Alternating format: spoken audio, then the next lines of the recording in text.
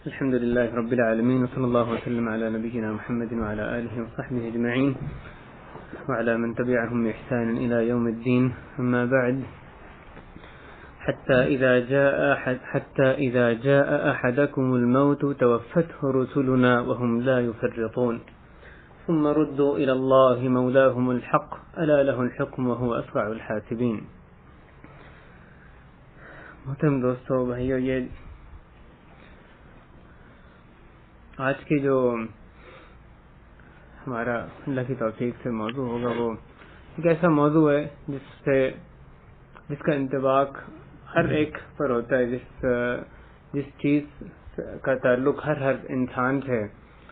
اور وہ مصیبت ہر ایک کو آ کر رہنی ہے. جتنے زیادہ لوگوں سے اس موضوع کا تعلق ہو، اتنی زیادہ اس کی اہمیت ہوتی ہے. وہ ایک غیبیات کی چیزیں ہیں جو اس موضوع کے تعلق سے آیات احادیث سے ہمیں پتہ چلتی ہیں، جن کا آج اللہ کی توفیق سے تذکرہ کریں گے. موت کی مصیبت جو ہر جو جاندار ہے اس کو اس میں آ کر لینا ہے، ایک ایسا جام ہے جو ہر ایک نے نوش لازماً کرنا ہے. اس کے تعلق سے رسول کریم صلی اللہ علیہ وسلم کی اس حکم پر عمل کرتے ہوئے اکثر من ذکر حازم اللذات، کہ لذات کا خاتمہ کر دینے والی یعنی موت کو کثرت سے یاد کرو. یہ ہمیں حکم نبوی ہے کہ موت کو کثرت سے یاد کریں. ہم اگر اس سے بھاگیں گے تو ہم اس کی تیاری کرنے میں کوتاہی کریں گے. اس کو کثرت سے یاد کریں گے تبھی اس کی تیاری ہم کرنے میں زیادہ ہمارے اندر جذبہ پیدا ہو سکتا ہے. کہ آ کر تو رہنی ہے، اگر ہم اس کو بھلا دیں گے، لیکن موت نے تو ہم بھلائیں یا اس کو یاد رکھیں، وہ اپنے وقت پر آ کر آنی ہے. اس موت کے تعلق سے جو بہت سے مراحل ہمارے سامنے ہمیں نظر آتے ہیں، جس کے بارے میں آیات و حدیث ہمارے وارد ہوئی ہیں، ان میں سے صرف ایک چیز، خاص پہلو جس تعلق سے آج ہم اللہ کی توفیق سے گفتگو کریں گے، وہ لحظت خروج الروح، جو روح نکلنے کا جو لمحہ ہوتا ہے،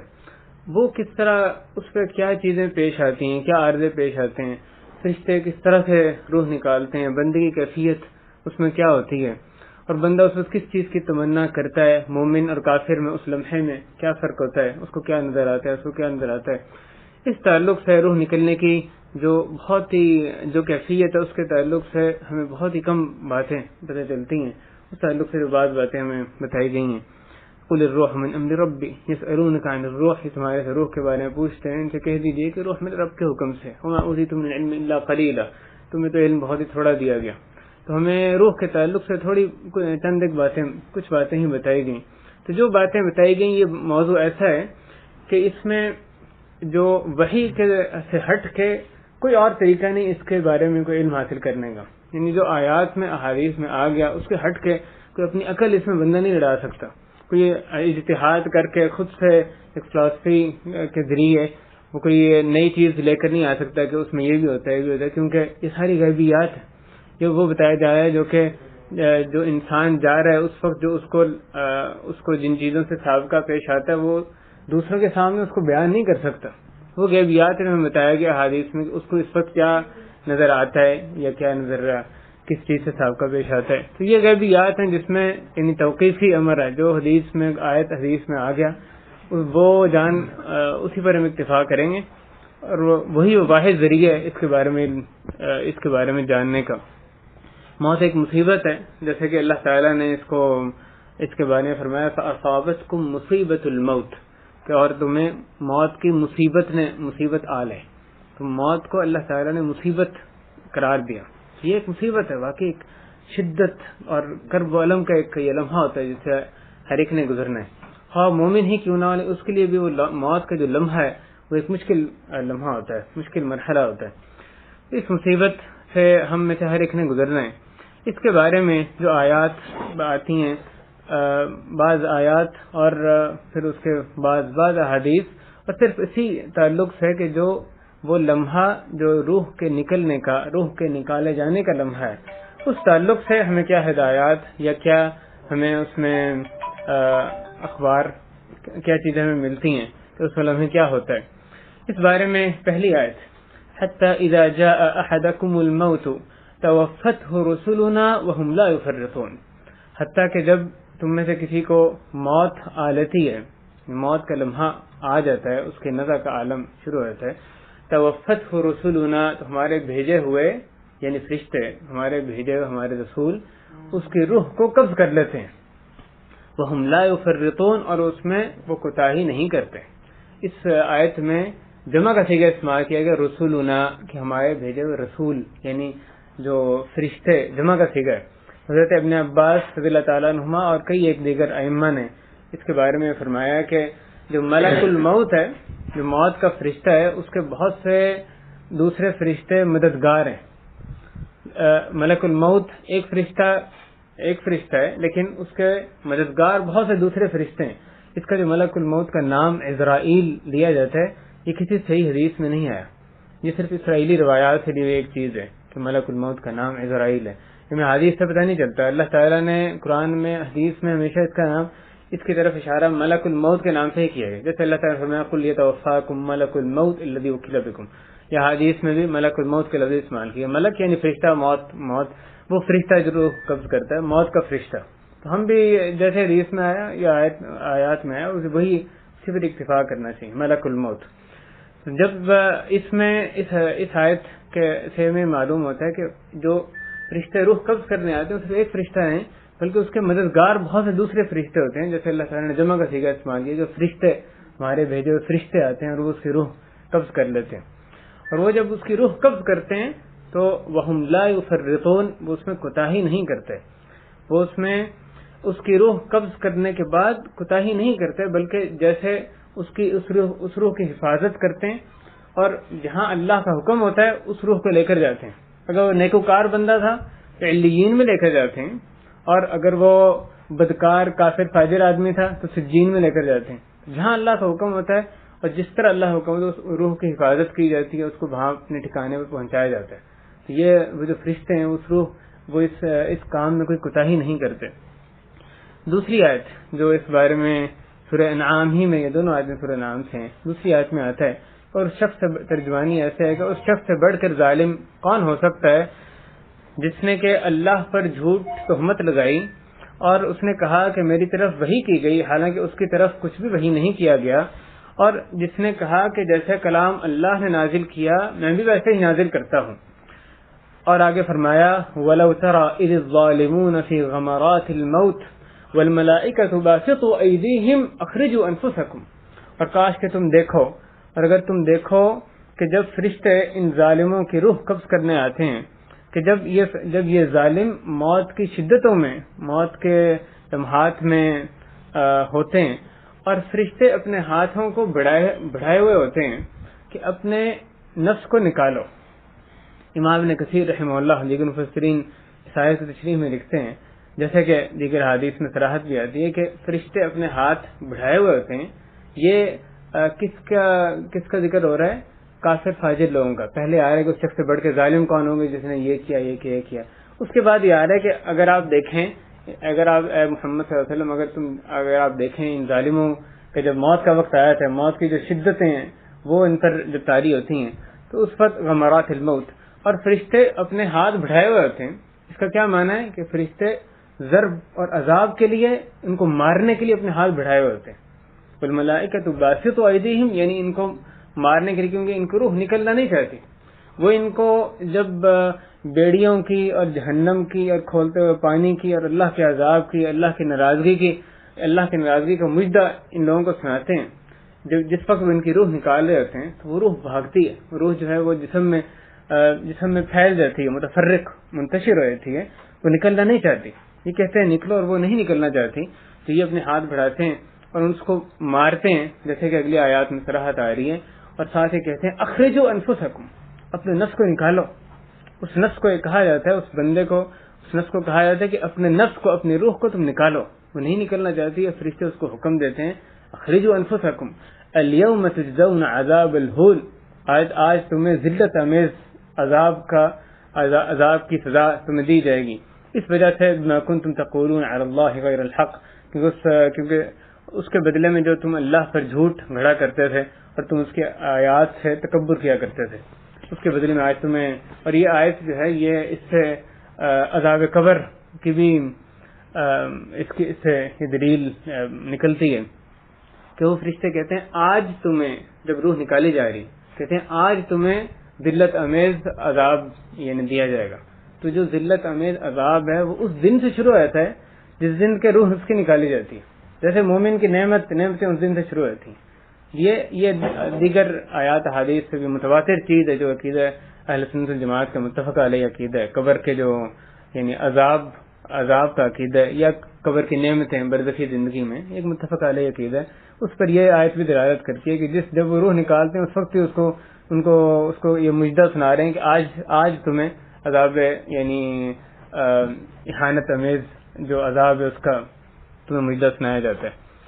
اگلی آیت جس بارے میں آتی ہے اور آپ دیکھیں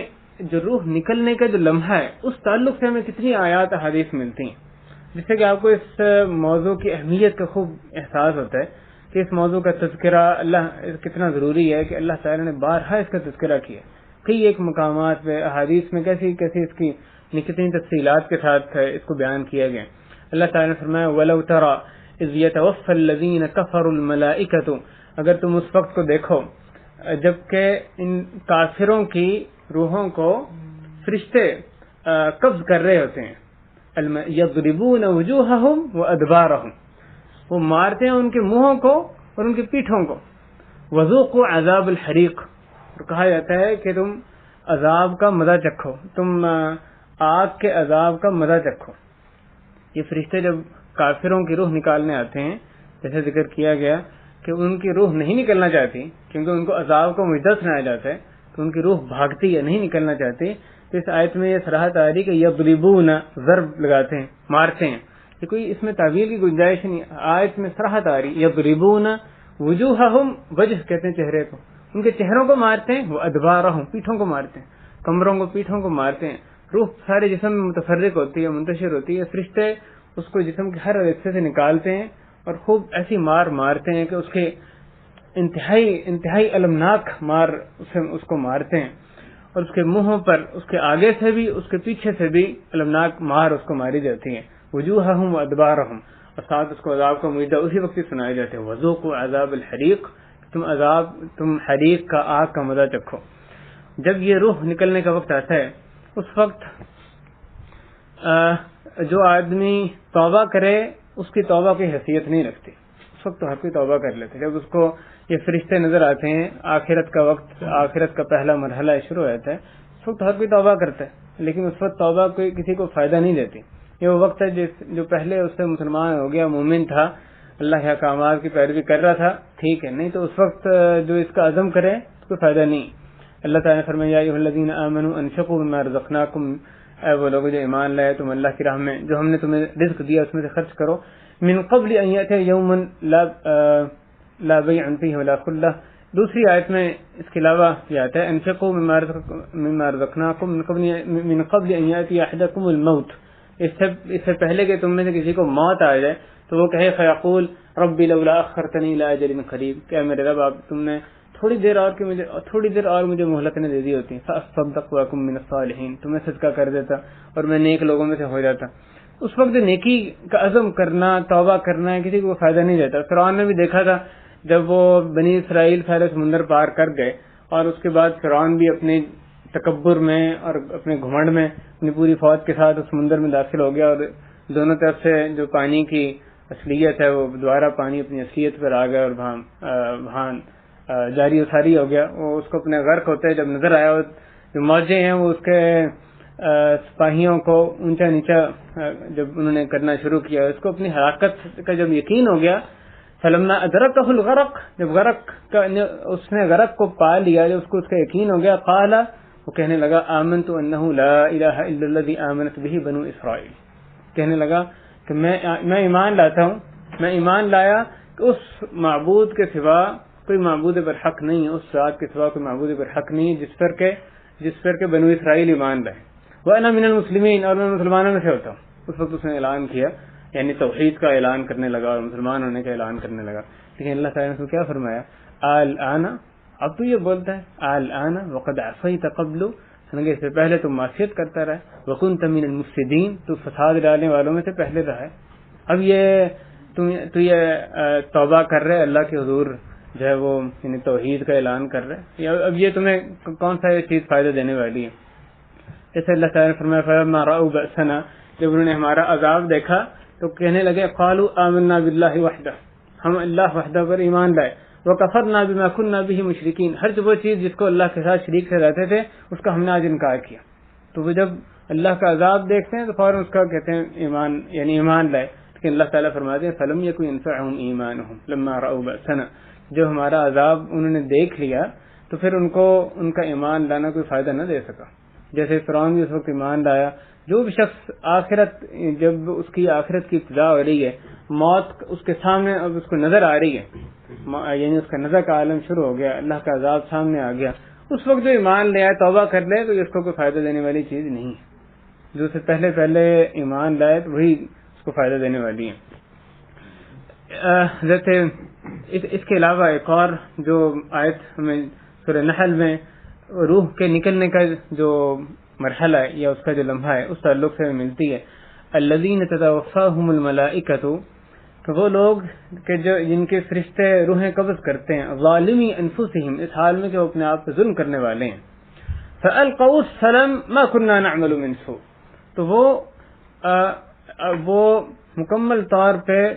تسلیم کر لیتے ہیں، وہ مکمل طور پہ بچ جاتے ہیں کہ ہم کوئی برائی نہیں کرتے تھے. فالقوا السلم، اس وقت وہ بالکل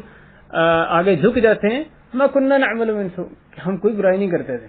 اللہ کے سامنے جب موت آ گئی، فرشتے نظر آ رہے ہیں، اس وقت بھی وہ جھوٹ بولتے ہیں کہ ہم کوئی برائی نہیں کرتے تھے. جیسے اللہ تعالیٰ کے پاس جب جائیں گے، یحلفون له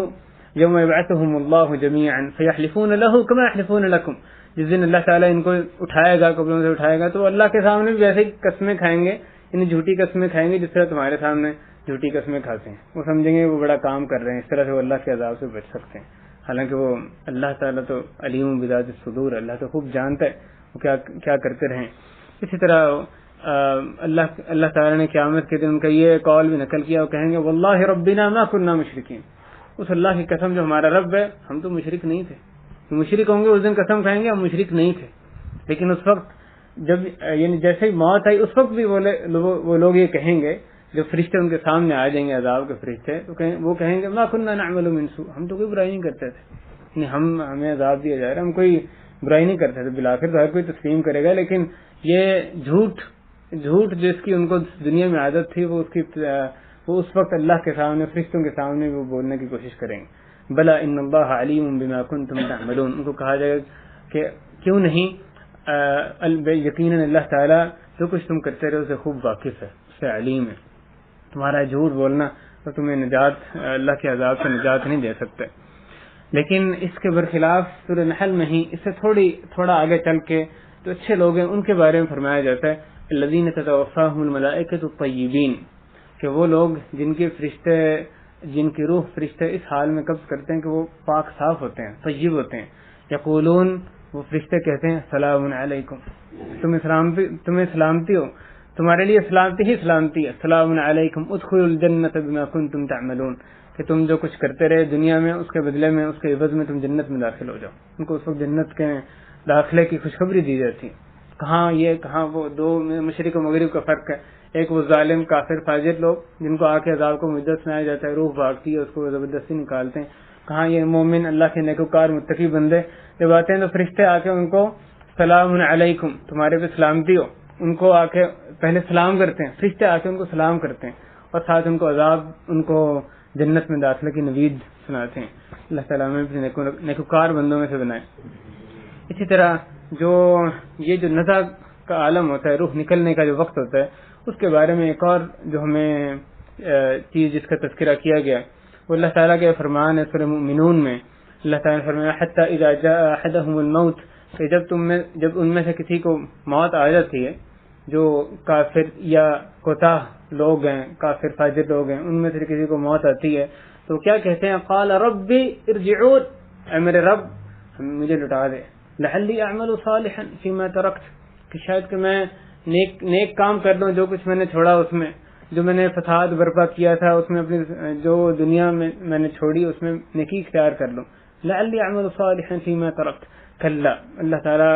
ان کو جواب دیتے ہیں کہ ہرگز نہیں، یہ جو تم کہہ رہے ہو نہیں سکتا، کلا انہا کلمۃ هو قائلها، یہ تو ایک بات ہے جو وہ کہنے والے ہیں، جس کے قائل ہیں، جو وہ کہیں گے. ومن ورائہم برزخ الی یوم یبعثون، ان کے پس پشت ایک برزخ ہے، ایک حجاب ہے، ایک برزخی زندگی، قبر کی زندگی ہے اس دن تک جس دن کے یہ دوبارہ اٹھائے نہیں جاتے. اب جب موت، وہ فرشتے آ گئے، اس وقت یہ جو بھی بدکار لوگ ہوں گے وہ یہ کہیں گے، یہ تمنا کریں گے، رب ارجعون، اے رب مجھے لٹا دے، دوبارہ تھوڑی سی مہلت اور دے دے، نیک بن جاؤ، اس دنیا میں دوبارہ تھوڑی دیر کے لیے لٹا دے. لیکن ان کو یہ کہا جائے گا ہرگز نہیں، اب تو آگے، اب دنیا میں واپس جانا ممکن نہیں، اب اس کے آگے تمہاری برزخی زندگی ہے. من ورائہم برزخ، برزخی زندگی سے مراد ہے آدمی کی موت سے لے کے جو اس کے اٹھائے جانے تک، قیامت تک کی جو زندگی ہے، جو کہ یہ اس زندگی سے اور آخرت کی زندگی کے درمیان ایک یہ مرحلہ ہے، اس کو برزخی زندگی ہے، قبر کی زندگی کہتے ہیں. تو ان کو کہا جا رہا ہے اس کے بعد ایک برزخ ہے، یہ ایک حجاب ہے، ایک برزخی زندگی ہے، اس دن تک جس دن کے تم دوبارہ اٹھائی نہیں جاتے. اس میں کون لوگ شامل ہیں جو کہ یہ تمنا کریں گے؟ صرف وہ لوگ نہیں جو کہ اعلانیہ طور پہ کفر کرتے ہیں، بلکہ ہر وہ آدمی جو کہ بدعمالی میں مبتلا ہے، خواہ وہ نام کو مسلمان بھی ہو. لیکن اللہ تعالیٰ تو حقیقت جانتے ہیں، بندہ اصل میں اندر سے دل کی گہرائیوں میں وہ مومن ہے یا فاجر ہے، وہ اللہ پر واقعی لا الہ الا اللہ جو کہہ رہا ہے وہ اللہ پر واقعی ایمان رکھتا ہے، اس کے تقاضوں میں عمل کر رہا ہے، یا صرف ایک زبانی کلامی اس کا لا الہ الا اللہ کا ایک دعویٰ ہے. تو وہ شخص جو کہ مسلمان ہونے کا دعویٰ کرے لیکن دوسری طرف ہر قسم کے بدعات، خرافات میں، بے حیائی کے کاموں میں، اپنے گھر والوں میں بے حیائی کو روا رکھے اور ہر قسم کے منکرات کو روا رکھے، تو ایسا شخص جو لیکن زبان سے وہ پاک باز ہونے کا دعویٰ کرے یا مسلمانی کا دعویٰ کرے، تو وہ بات ایک ہی ہے. اللہ تعالیٰ جو حقیقت، اس کی جو حقیقت ہے اس کے مطابق اس کو جزا دیں گے، اس کے مطابق نہیں جو کچھ وہ دعوے کرتا رہے. اس میں وہ سارے داخل ہیں جو کہ بدعمالی کے شکار ہیں، خواہ وہ زبان سے جو کچھ بھی اپنے بارے میں دعویٰ کریں. تو اللہ تعالیٰ ہمیں حقیقت میں سچے دل سے ہمیں مومن مسلم بننے کی توفیق عطا فرمائے. اسی طرح سورہ فرقان میں اللہ تعالیٰ نے اس کے بارے میں، اس لمحے کے بارے میں فرمایا یوم یرون الملائکۃ لا بشری یومئذ للمجرمین ویقولون حجرا محجورا، کہ یہ جس دن یہ لوگ فرشتوں کو دیکھیں گے، جو کافر لوگ ہیں یا بدکار فاجر لوگ ہیں، جس دن وہ فرشتوں کو دیکھیں گے تو وہ دن ان کے لیے کسی بشارت کا دن نہیں ہوگا، کسی خیر کا دن نہیں ہوگا، اور وہ کہیں گے حجرا محجورا، آج تو ہم ہر خیر سے محروم کر دیے گئے، کوئی ادنا سے ادنا خیر بھی آج ہمیں نصیب نہیں ہوگی. جس دن یعنی آدمی کس دن فرشتوں کو دیکھتا ہے، جس لمحے کا یہاں ذکر ہو رہا ہے، موت کا وقت، کہ جس دن یہ لوگ، یہ بدعملی کا شکار جو لوگ ہیں وہ فرشتوں کو دیکھیں گے، یعنی جب ان کا موت کا وقت آئے گا تو وہ ایسا وقت، وہ دن ہوگا جس دن کے ان کے لیے کوئی خوشخبری نہیں ہوگی، کوئی خیر ان کو اس میں حاصل ہوتی نظر نہیں آئے گی، تو برائی آگے ان کو اپنے لیے برا انجام جو ہے نظر آئے گا. لا بشرا یومئذ للمجرمین، جس دن کے مجرموں کے لیے کوئی خوشخبری نہیں ہوگی، اور وہ یہ کہیں گے آج تو ہم ہر خیر سے محروم کر دیے گئے ہیں. اس کے برخلاف جو مومن لوگ ہیں ان کے بارے میں اللہ تعالیٰ نے فرمایا ان الذین قالوا ربنا اللہ ثم استقاموا، وہ لوگ جنہوں نے کہا ہمارا رب اللہ ہے اور پھر اس پر ڈٹ گئے، استقامت اختیار کی، ساری زندگی وہ ہمارا رب اللہ ہے، اس کے تقاضوں پر عمل کرتے رہے، تو ان پر تتنزل علیہم الملائکہ، ان پر فرشتے نازل ہوتے ہیں. موت کے وقت ان پر جب فرشتے نازل ہوتے ہیں تو ان کو یہ کہتے ہیں اللہ تخافوا ولا تحزنوا، تم نہ خوف کرو نہ غم کرو، وابشروا بالجنۃ التي كنتم توعدون، اور جنت کی بشارت ہو تمہیں جس کا تمہارے سے وعدہ کیا گیا. تو یہ جو مومن بندے ان کی جب روح قبض کرنے آتے ہیں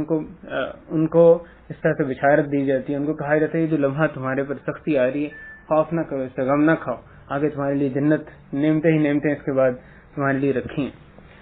فَكَيْفَ إِذَا تَوَفَّتْهُمُ الْمَلَائِكَةُ، یہ بھی سورہ محمد کی آیت ہے جس میں بد عمل جو لوگ ہیں ان کی روح نکالے جانے کا تذکرہ ہے. فَكَيْفَ إِذَا تَوَفَّتْهُمُ الْمَلَائِكَةُ يَضْرِبُونَ وُجُوهَهُمْ وَأَدْبَارَهُمْ، کہ کب وہ وقت کیسا ہوگا جب کہ فرشتے ان کی روحیں قبض کریں گے اور ان کے منہوں پر اور ان کی پیٹھوں پر ماریں گے. ذَلِكَ بِأَنَّهُمْ، یہ کیوں ہوگا، کیوں ان کے منہوں پیٹھوں پر مار رہے ہیں، ان کی روح نہیں نکل رہی، مشکل سے وہ نکال رہے ہیں اور انتہائی کرب و الم کے ساتھ ان کی روح جو ہے نکالی جا رہی ہے. پھر کیا وجہ ہوگی؟ ذالک بانہم اتبعوا ما اسخط اللہ، اس لیے کہ انہوں نے ایسی راہ کی پیروی کی جس سے انہوں نے اللہ کو ناراض کیا، اسخط اللہ وکرہوا رضوانہ، اور اللہ کی رضامندی کو انہوں نے برا جانا، اللہ کی رضامندی سے انہوں نے نفرت کی،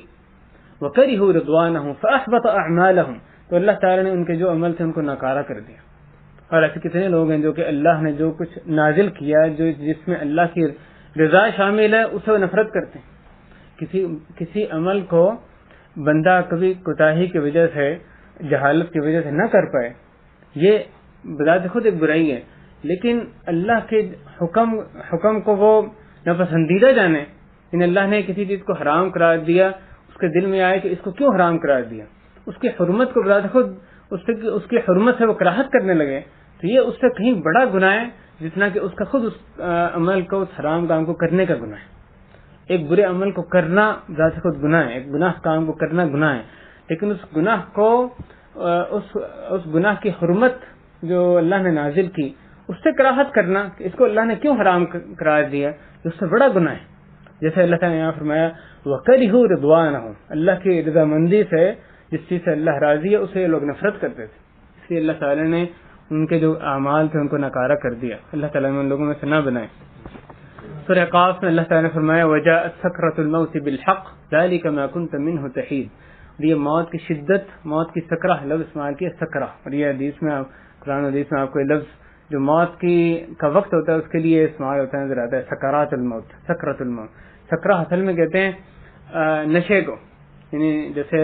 یا ایھا الناس اتقوا ربکم، جو قیامت کے بارے میں فرمایا گیا کہ سکارا وما ہم بسکارا، کہ وہ لوگ اس دن ایسے نظر آئیں گے جیسے نشے میں ہوتے ہیں، جیسے مست ہوتے ہیں، وما ہم بسکارا یعنی اللہ کے عذاب کی شدت کی وجہ سے۔ تو جو جیسے جو نشہ ہوتا ہے اس کے لیے استعمال ہوتا ہے، اس لمحے کی شدت اتنی زیادہ ہے کہ وہ انسان کو گویا کہ جو اس کی موت، اس کی شدت ہے اس سے غافل کر دیتی ہے۔ آپ جانتے ہیں جب حد سے زیادہ انسان کو تکلیف ہوتی ہے اس تکلیف کا احساس اس کو ختم ہونا شروع ہو جاتا ہے، یعنی بے ہوشی کی طرف انسان جو وہ چلا جاتا ہے۔ تو اس سے مشابہت اس کو دی گئی ہے کہ شدید ترین یہ لمحات ہوں گے، خواہ مومن ہو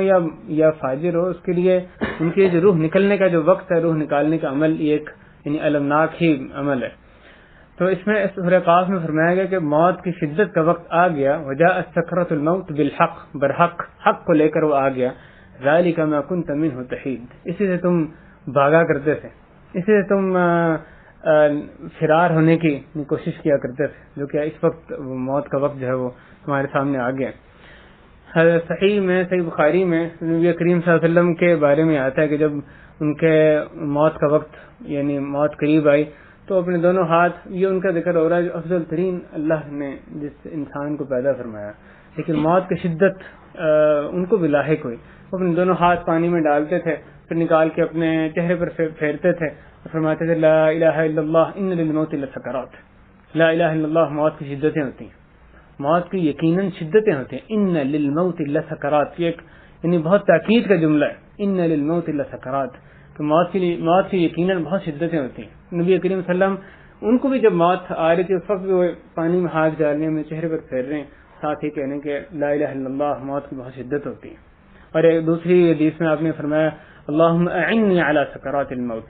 کہ اللہ موت کی شدتوں پر میری مدد فرما،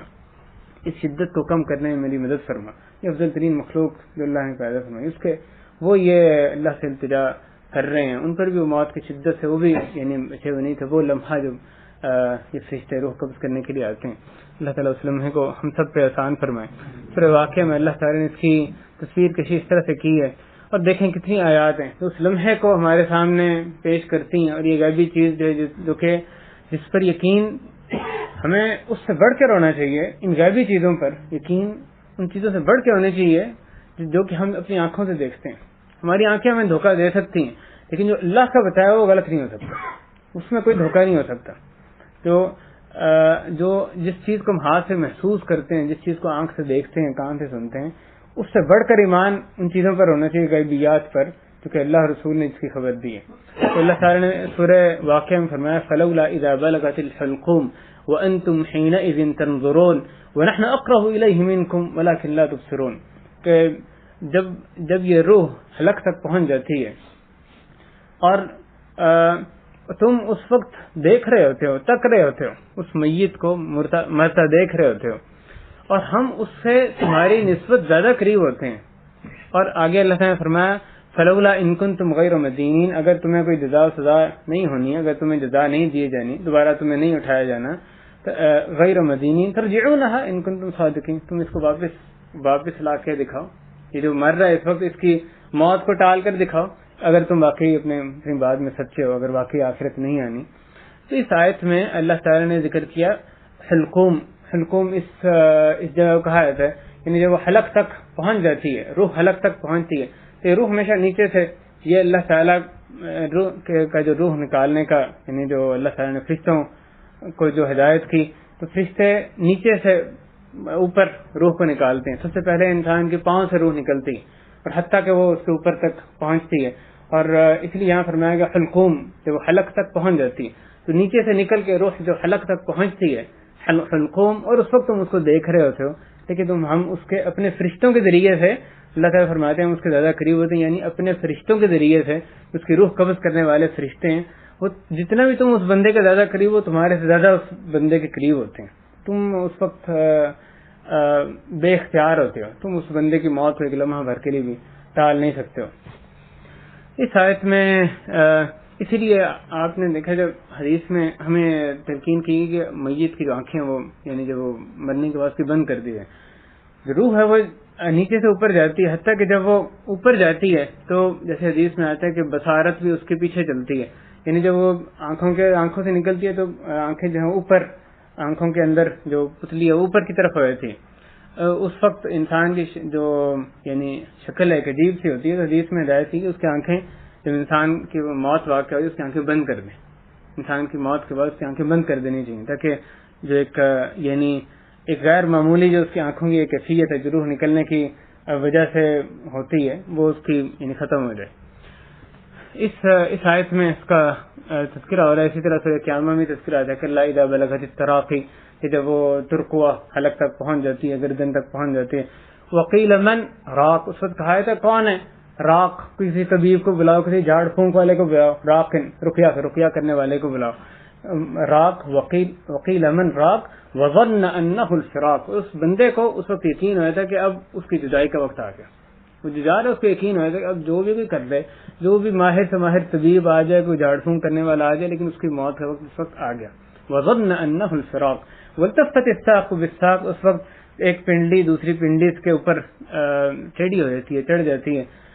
والتفت الساق بالساق الى ربک یومئذ المساق، اس وقت اور آج تمہارے رب کی طرف لے جائے جانے کا دن ہے. اس کے بعد اس کو رب کی طرف جو ہے وہ لے جایا جاتا ہے. اور بھائیو یہ موت کی جو شدت ہے، اس کی رغبت، اس کی یعنی یقیناً ایک مشکل مرحلہ ہوتا ہے. اس کے بارے میں احادیث میں بھی ہمیں بہت کچھ ملتا ہے. بعض احادیث کا ہم تذکرہ کرتے ہیں شاید کہ اس میں کہنے والے یا سننے والوں کے لیے ایک یعنی عبرت ہو. اس میں تفصیلات تو بہت سی آتی ہیں، جو روح نکلنے کا وقت ہے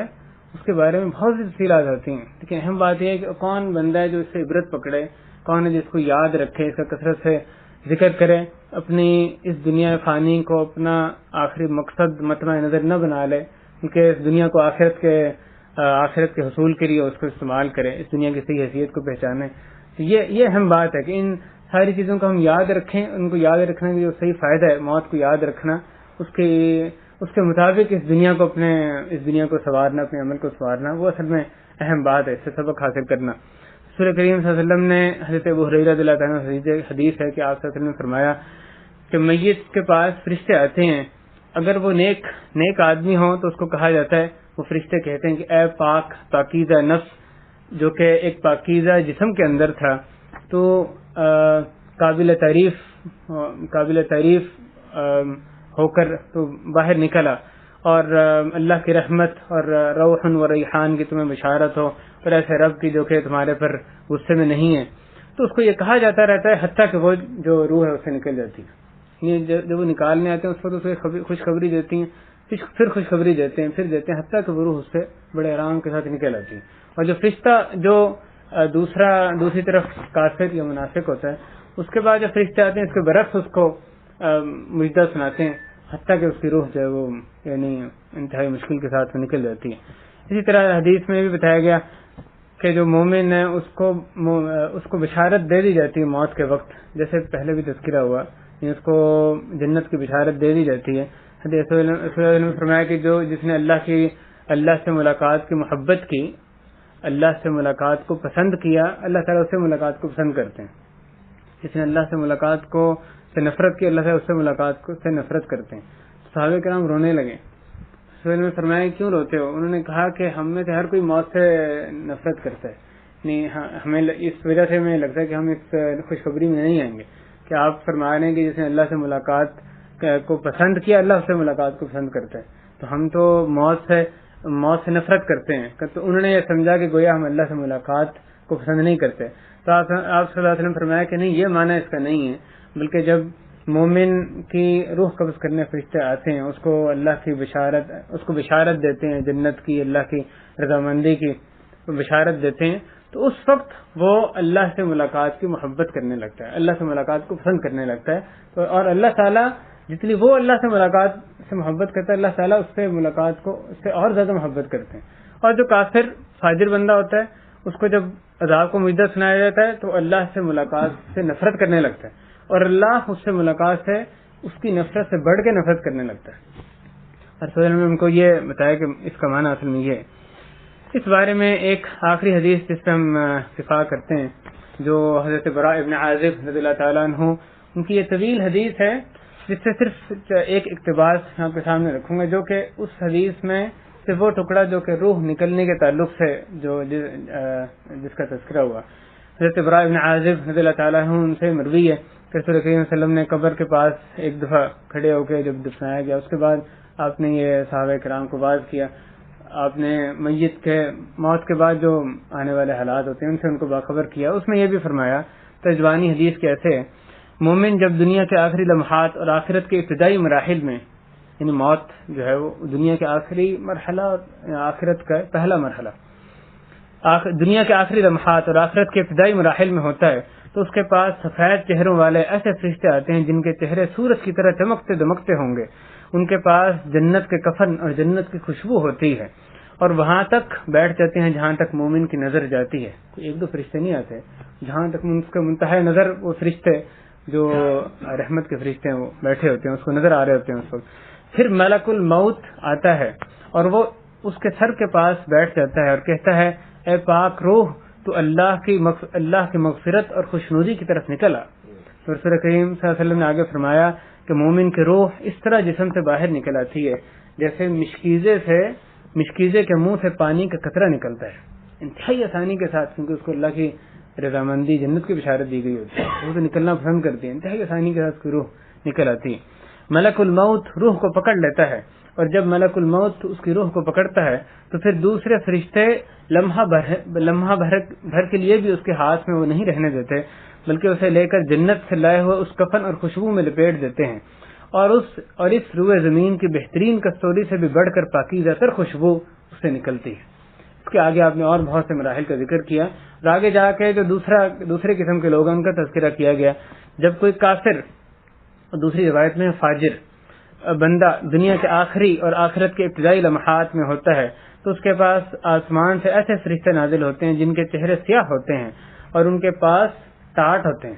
یہ جہنم سے خاص اس کے لیے لباس تیار کیا جاتا ہے، وہ جنت سے کفن لے کر آتے ہیں، یہ جہنم سے اس کے لیے ٹاٹ لے کر آتے ہیں جس میں اس کی روح کو ڈالا جائے، ٹاٹ ہوتے ہیں، وہ اس سے منتہا نظر تک بیٹھ جاتے ہیں۔ پھر ملک الموت آتا ہے اور اس کے سر کے پاس بیٹھ کر کہتا ہے، اے خبیث روح، اللہ کی ناراضی اور غضب کی طرف نکلا۔ آپ نے آگے فرمایا کہ یہ سن کر روح اس کے جسم میں منتشر ہو جاتی ہے، تو وہ اسے اس طرح کھینچ لیتا ہے جس طرح سلاخ کو گیلی اون سے کھینچ لیا جاتا ہے۔ جو بھوننے کے لیے سلاخ استعمال ہوتی ہے، اس کو آپ استعمال کرنے کے بعد اس پہ تھوڑا سا باقی گوشت آگے جڑا رہ جائے، کچھ بوٹیاں جڑی رہ جائیں، اس حالت میں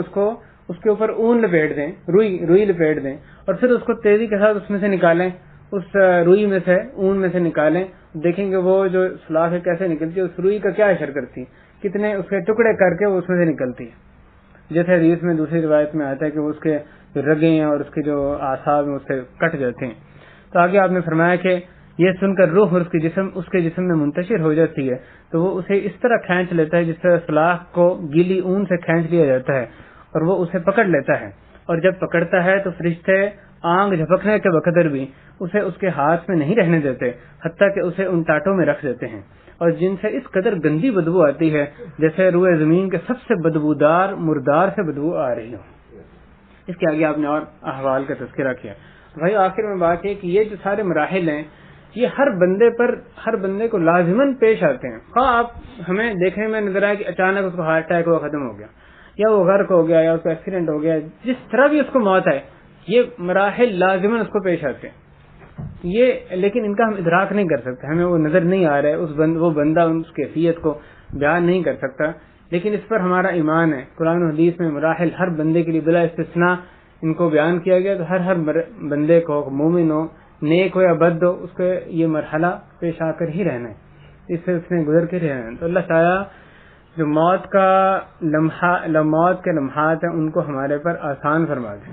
جو موت کے بعد آنے والے مراحل ہیں، جو قبر ہے، اس کو ہم سب کے لیے جب بھی ہم اس مرحلے میں چلے جائیں، جب ہماری آنکھیں بند ہو جائیں تو ہماری قبروں کو جنت کے باغیچوں میں سے ایک باغیچہ بنا دے، جہنم کے گڑھوں سے ایک گڑھا نہ بنائے۔ اے اللہ جو بھی ہمارے احباب رشتہ دار وفات پا گئے، اے اللہ ان کی قبروں کو بھی منور فرما دے، ان کے حساب کتاب کو بھی آسان فرما دے، قیامت کی ہولناکیوں سے ان کو اور ہمیں بچا لے۔ اے اللہ ان موت کے لمحات کے لیے اے اللہ ہمیں کما حق ہو تیاری کرنے کی توفیق عطا فرما۔ اے اللہ قرآن و حدیث کو سمجھنے کی، ان پر اس طرح عمل کرنے کی جیسے تیرے نبی کے صحابہ کرام نے اس پہ عمل کر کے دکھایا، اس طرح ان کے نقش قدم پر چلتے اس پہ عمل کرنے کی توفیق عطا فرما۔